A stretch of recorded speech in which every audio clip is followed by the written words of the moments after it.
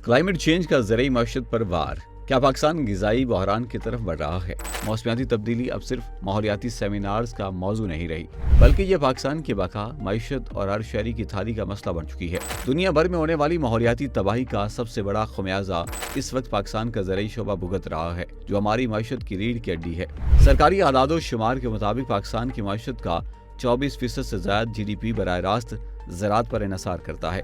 यही नहीं बल्कि मुल्क की 42% से ज्यादा लेबर फोर्स का रोजगार इसी शोबे से जुड़ा है। लेकिन क्लाइमेट चेंज ने इस मजबूत सतून को हिला कर रख दिया है। हालिया माहौलियाती जायजों के मुताबिक पाकिस्तान के औसत दर्जा हरारत में 0.45 से लेकर 1 डिग्री सेल्सियस तक का तशवीशनाक इजाफा हो चुका है। गर्मी की ये लहरें और बेवक्त बारिशें फसलों को झुलसा रही हैं। आलमी मौसमियाती खतरात की दर्जाबंदी के मुताबिक पाकिस्तान इन ममालिक में शामिल है जो मौसमियाती तब्दीली से सबसे ज्यादा मुतासर हो रहे हैं। बढ़ती हुई गर्मी की लहरें, सैलाब और खुश्कसारी फसलों के पूरे पैदावारी चक्कर को मुतासर कर रहे हैं, जिससे निपटने के लिए फौरी इक़दामात नागुज़ीर हैं। 2022 के तबाहकुन सैलाब ने 33 मिलियन अफराद को मुतासर किया। 1740 अफराद जाँ बाक हो गए, 80 लाख अफराद बेघर हो गए। मुल्क की मईशत को 14.9 अरब डॉलर्स का नुकसान हुआ। इस तबाही के बायस 90 लाख लोग खते गुर्बत से नीचे चले गए।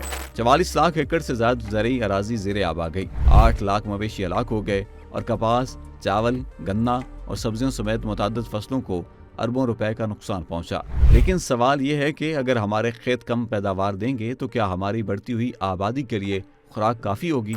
अक़वाम मुत्तहिदा की फूड एंड एग्रीकल्चर ऑर्गेनाइजेशन और वर्ल्ड बैंक के मुताबिक दर्जा हरारत में मुसलसल इजाफा, बारिशों के बदलते हुए पैटर्न और पानी की कमी और सैलाब के बायस आने वाले सालों में पाकिस्तान में अहम तरीन फसलों बिलखसूस गंदम और चावल की पैदावार में 8 से 10% तक कमी आ सकती है। दर हकीकत हालिया बदतरीन हीट वेव्स के बायस कपास और दीगर अहम फसलों की पैदावार पहले ही 13.5% तक गिर चुकी है। जब फसलें कम होगी तो इसका सीधा असर हमारी बरामदात पर पड़ेगा। पाकिस्तान की कुल बरामदात का 18% हिस्सा ज़रई मसनूआत पर मुश्तमिल है। पैदावार का यह बहरान मुल्क की मईशत मजीद दबो कर रख देगा।